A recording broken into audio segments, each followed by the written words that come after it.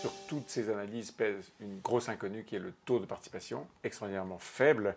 Est-ce que ça crée un vice total sur ce qu'on peut en dire, ou est-ce que c'est juste une adaptation à la fois d'un trend général d'une année sur l'autre, d'une élection sur l'autre, et une adaptation à un scrutin purement régional? Il y a un peu des deux. C'est-à-dire que si on voit ce qui s'est passé dans le cadre du premier et du deuxième tour des élections régionales, il y a des tendances qui étaient par exemple issues de ce qu'on a pu voir dans le cadre des élections municipales. À l'issue des élections municipales, la reconduction majeure de la plupart des responsables politiques sortants, qu'ils soient de gauche comme de droite.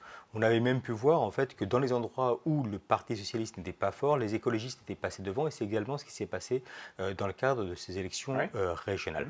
Mais le fait qu'il y ait une participation aussi faible a obéré le score du Rassemblement national. Et c'est un score... C'est la principale victime? C'est la principale victime. Pourquoi? Parce qu'en fait, il s'adresse à deux types de populations, qui sont d'un côté les jeunes, de l'autre les catégories populaires, en tout cas majoritairement.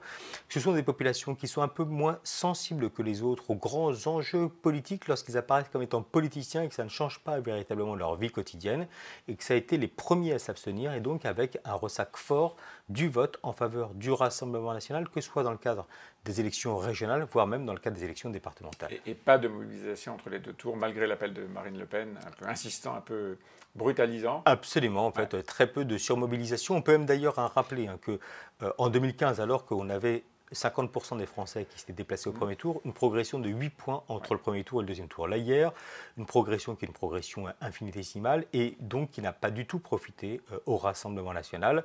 Un électorat qui plus est, qui en général aime bien sanctionner le pouvoir politique en place. Et là, on avait une singularité. Il n'y a pas de pouvoir politique sortant en quelque sorte. En tout cas, pas d'homothétie entre un pouvoir national et un pouvoir local. Pas en métropole, en tout cas.